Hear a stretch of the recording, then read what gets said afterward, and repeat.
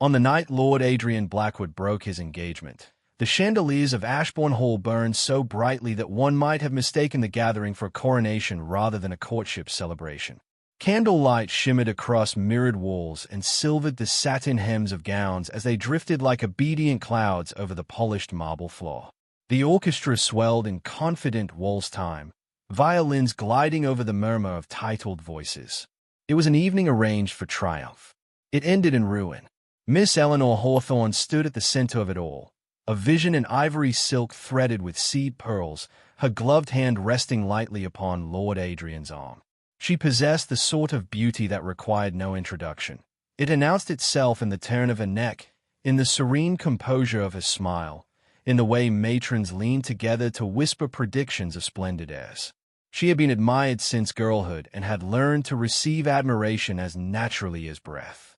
Tonight, admiration crowned her. She was to be Lady Blackwood before the season waned. A step behind her, nearly obscured by the sweep of her sister's gown, stood Miss Clara Hawthorne. If Eleanor shone, Clara softened. She wore pale blue muslin without ornament, her dark hair arranged simply, as though she preferred not to challenge the candles for attention. Yet her eyes, steady, thoughtful, almost solemn, took in everything. The tension beneath her mother's proud smile, the faint rigidity in Lord Adrian's posture, the way his fingers flexed once against Eleanor's lace before stilling again. Clara had long ago accepted that rooms passed over her. She had not, however, ceased observing them. Lord Adrian Blackwood was not a man easily read. Tall, immaculately tailored, his dark coat severe against the opulence, he carried himself with the quiet authority of one accustomed to command without raising his voice. His fortune was old, his title older. When he had proposed to Eleanor 3 months prior, society had applauded the symmetry of it. Beauty rewarded by power, power softened by beauty. Yet those who looked closely, very closely, might have noticed that his smiles rarely reached his eyes. The final strains of the waltz dissolved into applause. Glasses were lifted. A toast was expected. Lord Adrian stepped forward instead, disentangling his arm from Eleanor's with a gentleness so precise it seemed rehearsed. He signaled the orchestra to silence. The abrupt hush felt indecent, like a curtain torn away before the actors were ready. "Ladies and gentlemen," he began, his voice even, resonant, impossible to ignore. "I must beg your attention for a matter of personal gravity." Eleanor's smile trembled, though she held it fast. Clara felt her own breath narrow. "It has come to my understanding," he continued, "that honor cannot be preserved through pretense. I therefore cannot, in good conscience, proceed with the engagement so recently celebrated between Miss Hawthorne and myself." The words fell cleanly, without flourish. For a heartbeat, no one moved. Then the room inhaled as one body. Fans stilled midair. A glass shattered somewhere near the French doors. Eleanor's complexion drained of warmth, leaving her luminous and ghost-like beneath the chandeliers. "My lord," she managed, her voice scarcely more than air. He inclined his head, not in apology, but in acknowledgment.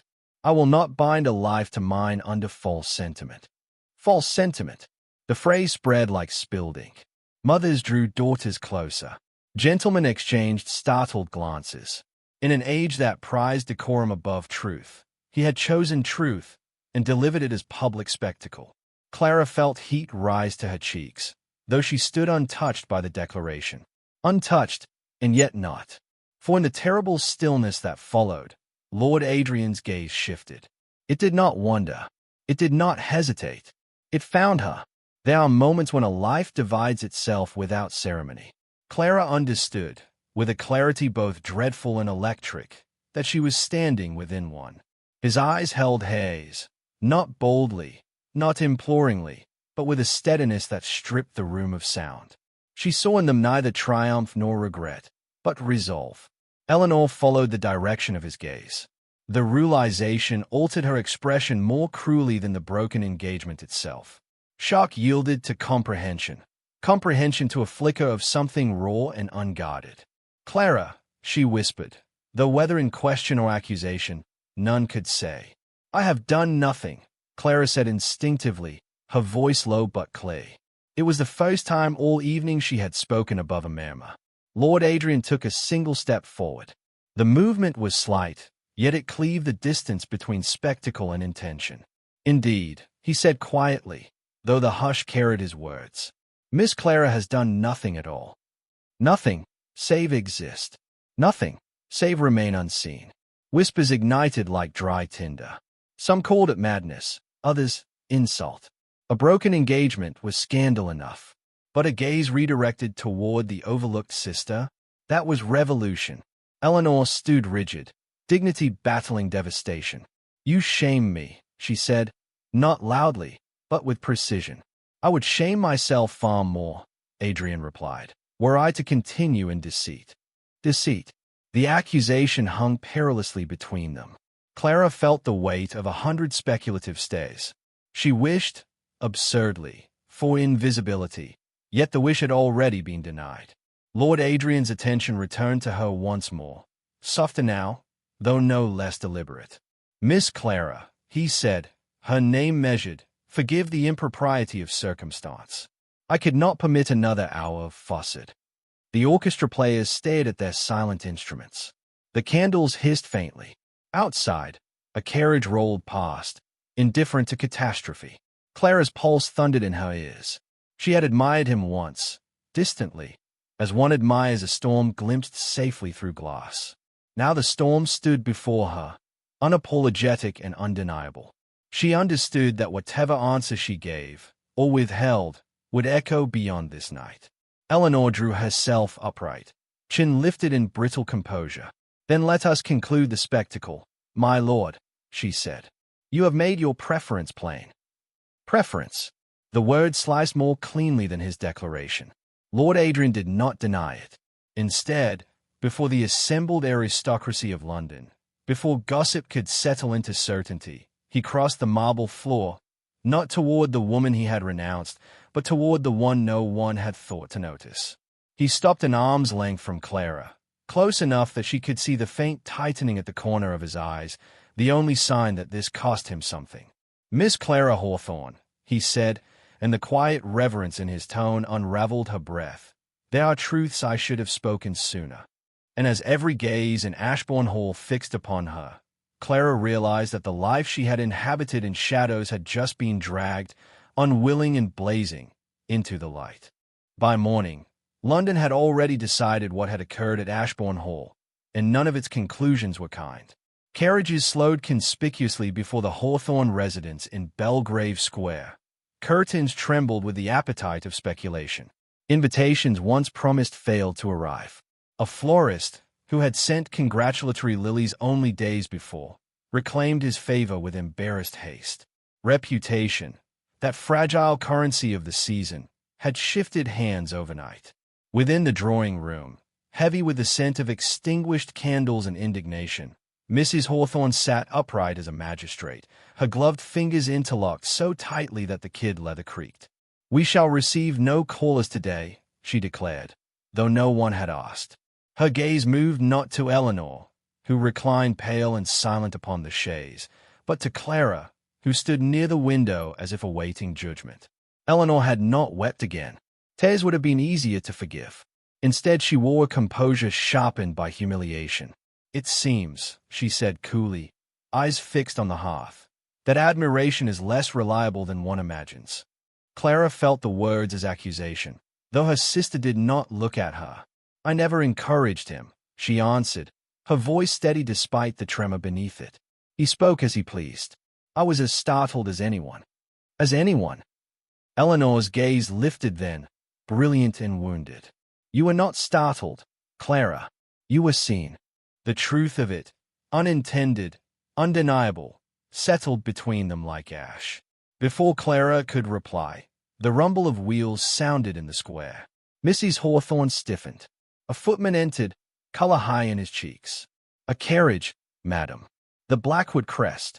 Silence pressed against the walls. "He will not be admitted," Mrs. Hawthorne began, but Eleanor rose, her movement fluid despite the pallor of her face. "Oh, admit him," she said with brittle grace.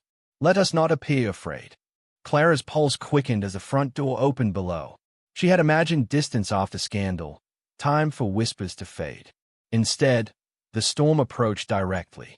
Lord Adrian entered the drawing room without hesitation. He bowed first to Mrs. Hawthorne, then to Eleanor, his expression grave but unashamed. At last, his gaze found Clara, and something in the room shifted again, subtle yet unmistakable. "I am aware," he said, "that my presence may be unwelcome. Yet I would not compound impropriety with cowardice." "You have already compounded it sufficiently," Mrs. Hawthorne replied. "I regret the pain caused," he answered evenly. "But I do not regret the truth." Eleanor's chin lifted. "And what truth requires further display?" He reached into the inner pocket of his coat and withdrew a small velvet case, dark as midnight. Clara's breath faltered. The gesture was intimate in a way that eclipsed even his public declaration. "This," he said, stepping toward Clara, "belonged to my mother." Mrs. Hawthorne rose at once. "Sir, you overstep." "Perhaps," he conceded, though his eyes never left Clara's. "Yet there are lines I will no longer observe merely because society drew them." He opened the case. Within lay a brooch of antique gold, modest in size, fashioned in the shape of a laurel branch. At its center rested a single pale sapphire, clouded faintly with age. It was not ostentatious, it was resolute. "She wore it," Adrian continued, "when she faced a world that misjudged her. She told me it reminded her that quiet strength requires no audience." The words entered Clara like warmth against winter. She did not reach for the brooch. "My lord," she said carefully, "I cannot accept so personal a token. Not under these circumstances." "Under what circumstances would you accept it?" he asked, his tone low but unwavering. The question unsettled more than the gift. Eleanor watched them, her composure thinning. "You presume a great deal," she said to him. "Have you considered that my sister may not wish to be the heroine of your rebellion?" "I do not seek a heroine," Adrian replied. "I seek honesty. And you believe honesty lies with her?" Eleanor pressed. "I believe," he said, "that it has always resided where few troubled to look." Clara felt the scrutiny of a mother, the ache of her sister's betrayal, and the weight of the brooch glinting in its velvet bed. To accept it would confirm every rumor. To refuse it would deny something unnamed yet fiercely alive. "Why me?" she asked at last, the question drawn from the marrow of her uncertainty. He held her gaze. "Because when I spoke false vows, you were the only one who seemed grieved by them." The admission struck deeper than flattery. She remembered that evening months ago, when his proposal had been announced. She had indeed felt a quiet sorrow she could not justify. Mrs. Hawthorne exhaled sharply. "This conversation ends now." But Adrian extended the open case toward Clara, not as command but as offering. "Miss Hawthorne," he said softly, "I would rather endure ridicule beside you than respect beside another." The room seemed to narrow to the space between them. Eleanor's fingers tightened upon the back of the chaise. "Clara," she whispered, not pleading but warning. Clara looked from her sister to the brooch, then back to Adrian. She saw not triumph in him, but resolve tempered by risk. Whatever he felt, it was not caprice. Slowly, with a hand that trembled only once, she lifted the brooch from its velvet cradle. The gold felt cool against her palm, heavier than its size suggested. A sound escaped Eleanor, half laugh, half fracture. Adrian bowed his head, not in victory, but in solemn acknowledgement. "Thank you," he murmured. Outside, a pair of neighboring ladies lingered brazenly at their gate, pretending fascination with the Morning Post. The scandal would bloom by luncheon. Clara closed her fingers around the laurel branch, aware that she had crossed a threshold invisible yet irrevocable. The token was small, the consequence immense. And as Lord Adrian straightened, his expression shadowed by something still unspoken, she sensed that this gesture, improper, defiant, deliberate, was not the culmination of his intent, but merely the first proof that he meant to overturn far more than an engagement.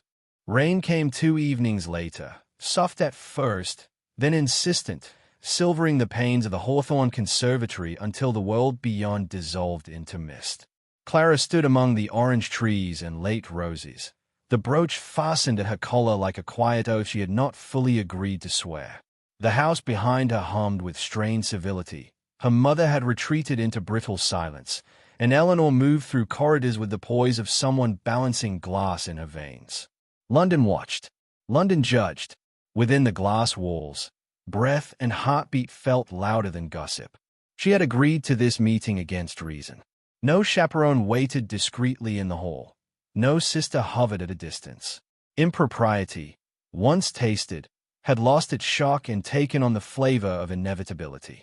When the door opened and Lord Adrian stepped inside, rain clinging to the shoulders of his dark coat, Clara felt the air alter, as if the storm had followed him.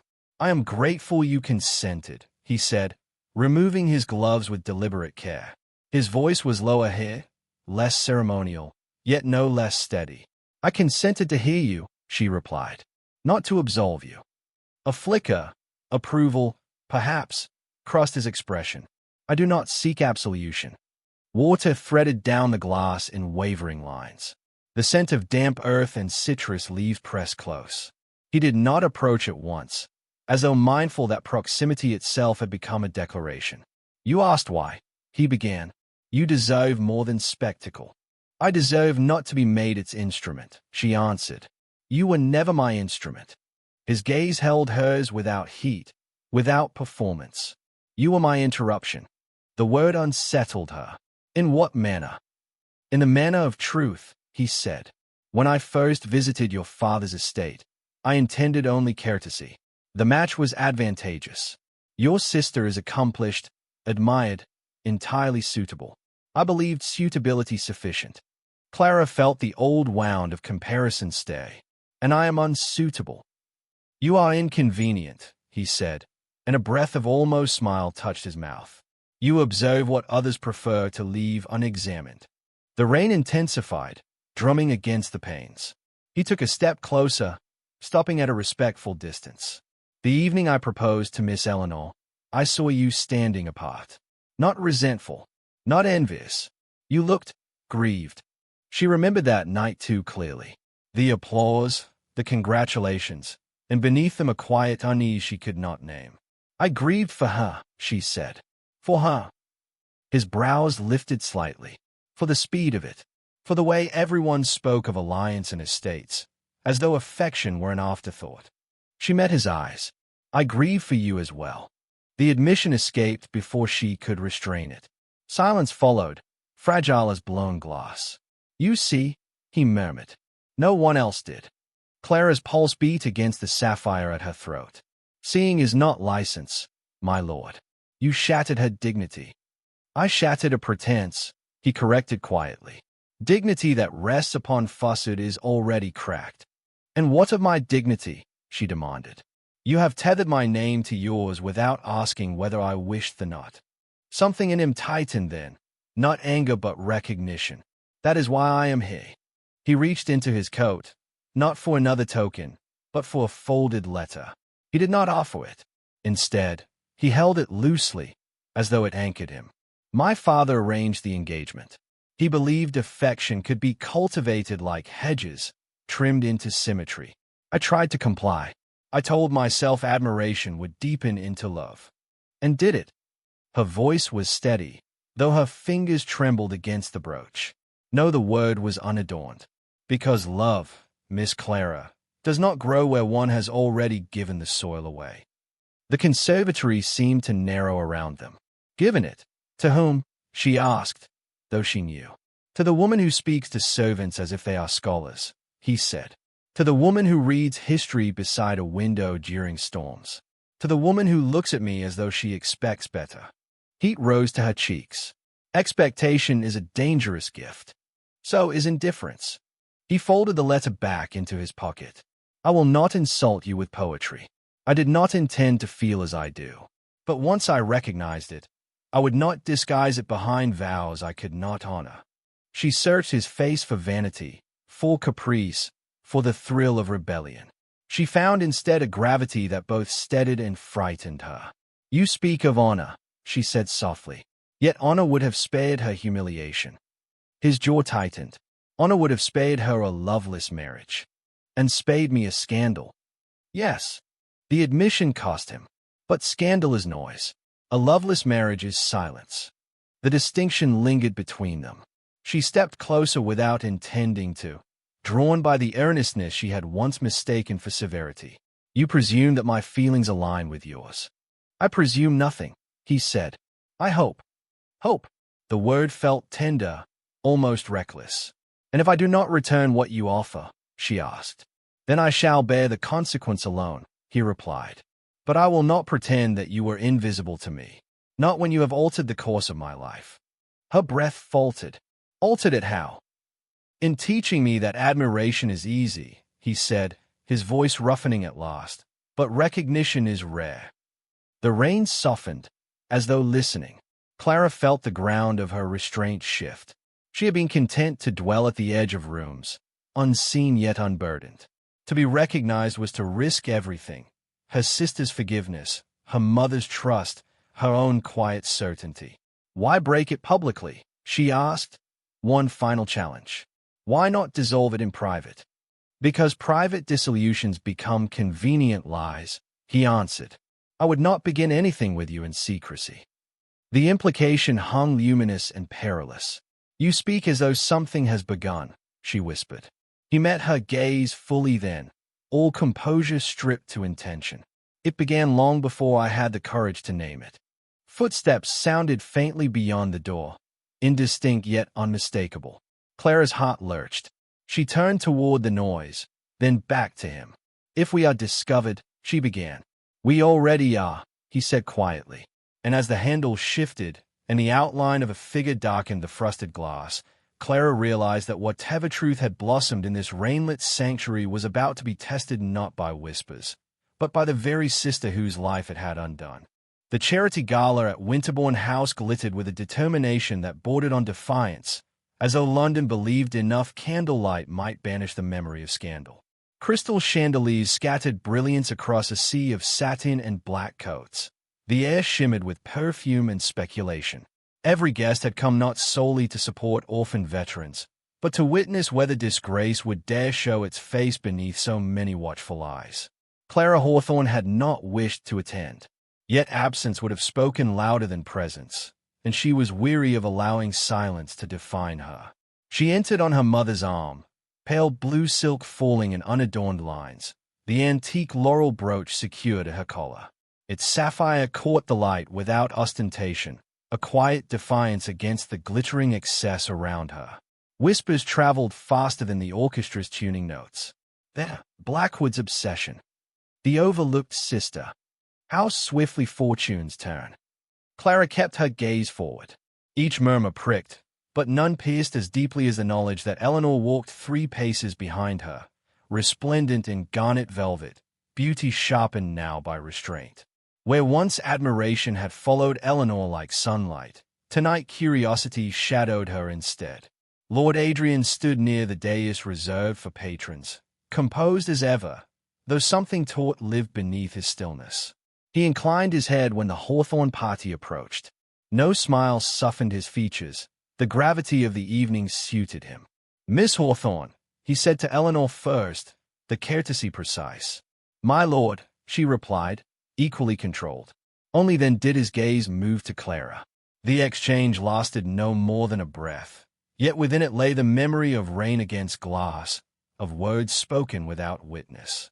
Clara felt the room narrow again, though hundreds surrounded them. The program began. Speeches extolled duty, generosity, tradition. Clara heard little. She felt the weight of anticipation gathering like storm clouds at the edges of the hall. Adrian's name was announced among principal benefactors, and he ascended the dais to polite applause. He stood before the assembly, hands clasped lightly behind his back. Candlelight burnished the planes of his face, rendering him almost austere. When he spoke, his voice carried without strain. Ladies and gentlemen, we gather to honor courage, the courage of those who endured loss without applause. A murmur of approval rippled outward. Courage, he continued, is often mistaken for spectacle. Yet true courage resides where few trouble to look. Clara's pulse faltered. She sensed Eleanor stiffen behind her. I have lately been accused, Adrian said evenly, of disrupting harmony, of placing sentiment above propriety. A restrained titter answered him. "I accept the charge," he said, "for harmony founded upon falsehood is no virtue." The ace shifted, sharpened. This was no ordinary address. "I once believed admiration sufficient foundation for a union," he went on. "I have since learned that admiration is bestowed for what the world sees. Esteem, true esteem, is reserved for what it overlooks." Silence deepened, attentive and wary. He descended from the dais. Gasps fluttered as he crossed the floor, not toward Eleanor, whose composure had turned marble white, but toward Clara. Each step seemed to strike the marble with deliberate clarity. Clara felt every gaze like heat upon her skin. Retreat was impossible. Remaining still required more courage than she had ever summoned. He stopped before her. "Miss Clara Hawthorne," he said, his voice no longer projected but no less audible. "I once erred by allowing others to dictate the shape of my life." Her breath thinned. "I shall not err again by denying my heart." The words fell between them, unadorned and irrevocable. A rustle surged through the hall. Scandal rekindled in brighter flame. Mrs. Hawthorne inhaled sharply. Eleanor did not move. Adrian sank to one knee. The motion was neither theatrical nor hurried. It possessed the solemnity of oath. From his coat he withdrew no ornate casket, no glittering testament to wealth. Instead, he held only her gloved hand, if she would permit it. "Clara," he said, relinquishing formality, "the world may judge us reckless. It may call you opportunist and me fool. Yet I would rather endure ridicule beside you than admiration beside another. Will you share the burden of that choice and its promise?" Her name, spoken without title, reverberated more profoundly than any applause. Clara's thoughts collided. Her sister's humiliation, her mother's disappointment, the relentless scrutiny of London. She saw, too, the steadiness in Adrian's eyes, the absence of doubt. He did not plead, he offered. She turned, compelled, to Eleanor. For a moment, the sisters regarded one another across a gulf carved by circumstance. In Eleanor's gaze lay wounded pride, yes, but also exhaustion. The applause of strangers had never guaranteed happiness. Slowly, almost imperceptibly, Eleanor inclined her head. It was not forgiveness. It was release. Clara faced Adrian once more. "If we are to endure society's cruelty," she said, her voice steadier than she felt, "let it be for truth, not convenience." A tremor passed through the crowd. "Yes," she whispered. The word altered the air. Adrian rose, not triumphant but resolute, and pressed her gloved hand to his lips with reverence rather than possession. Applause erupted in uncertain fragments, some enthusiastic, others reluctant, many withheld entirely. Scandal had become spectacle again, yet this time it bore the shape of commitment. Eleanor turned away first, her back straight as a drawn bow. Mrs. Hawthorne's expression hovered between outrage and reluctant awe. London would feast upon this for months.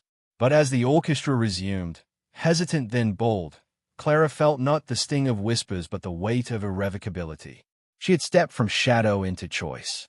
Whether that choice would bloom or wither beneath scrutiny remained unwritten.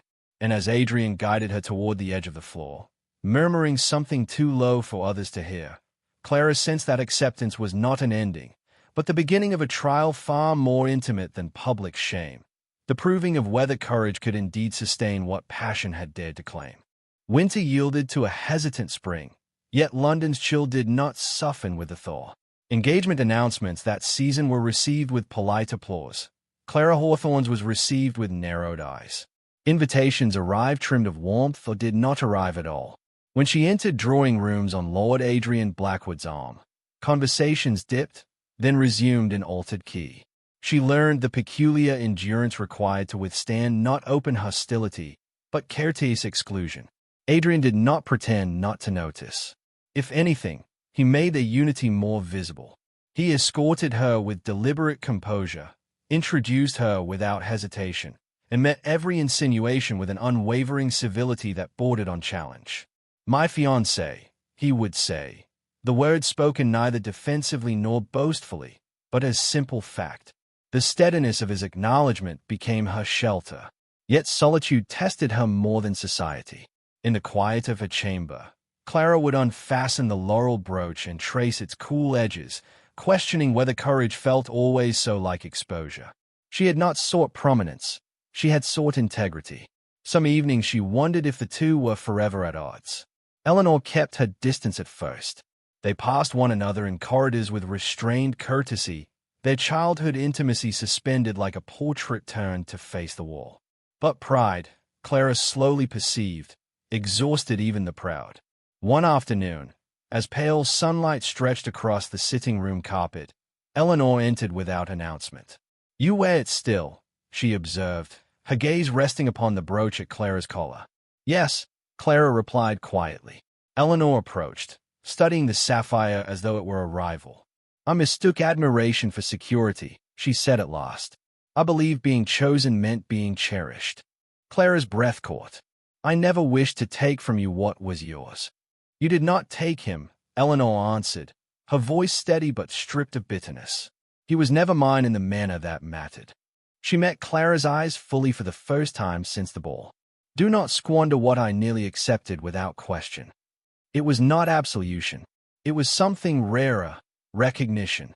In that moment, the fracture between them ceased widening.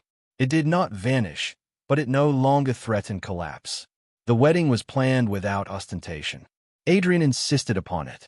"Let our vows be the spectacle," he said when his mother's acquaintances suggested a cathedral ablaze with lilies. "We require no audience to legitimize sincerity."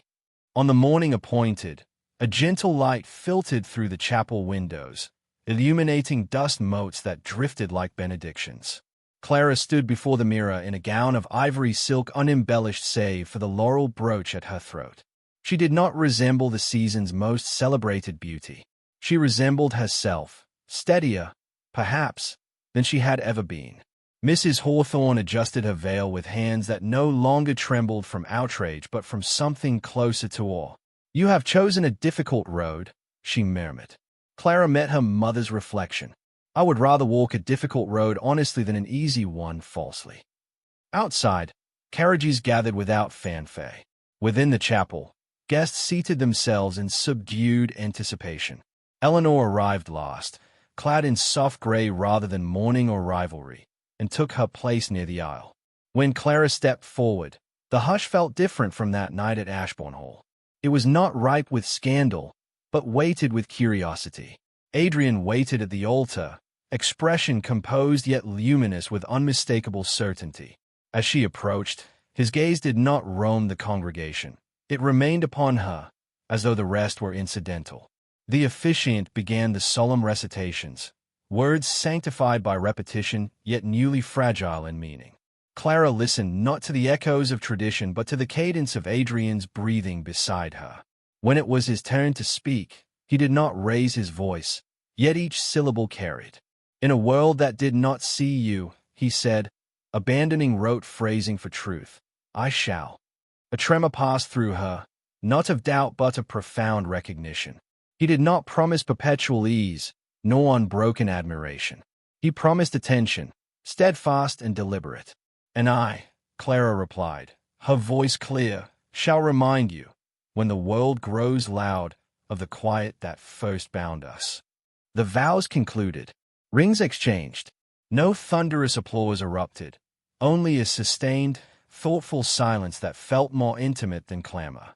When the officiant pronounced them husband and wife, Adrian's expression shifted, not to triumph, but to relief. As they stepped from the chapel into the mild spring air, a small crowd lingered beyond the gates. Some faces bore skepticism, others curiosity, a few, unexpected warmth. Eleanor emerged behind them and, after a brief hesitation, approached. She kissed Clara's cheek, the gesture gentle and untheatrical. "Be happy," she said simply. Clara understood the cost of those words and received them as a final gift. Adrian offered his arm, and together they descended the stone steps. The future did not appear gilded or effortless. It appeared uncertain, shaped by choices that would require continual courage. Yet for the first time, Clara did not feel overshadowed by expectation or diminished by comparison. The carriage door closed. As the horses set into motion, she glanced back once, not at the onlookers, nor at the whispers beginning anew, but at the chapel doors where Eleanor stood framed in light. Adrian's hand covered hers. "Are you afraid?" he asked softly. "Yes," she answered, honesty no longer a burden. "So am I," he admitted. The confession did not weaken him. It rendered him real. London would continue to speculate. Invitations might remain sparse. But within the moving carriage, sheltered not by reputation but by chosen devotion, Clara felt something steadier than approval. She felt seen, not as ornament, nor as scandal, but as equal. And as the city receded behind them, she understood that the true triumph was not in having been selected at last, but in having been recognized, and in daring to accept the recognition without surrendering herself.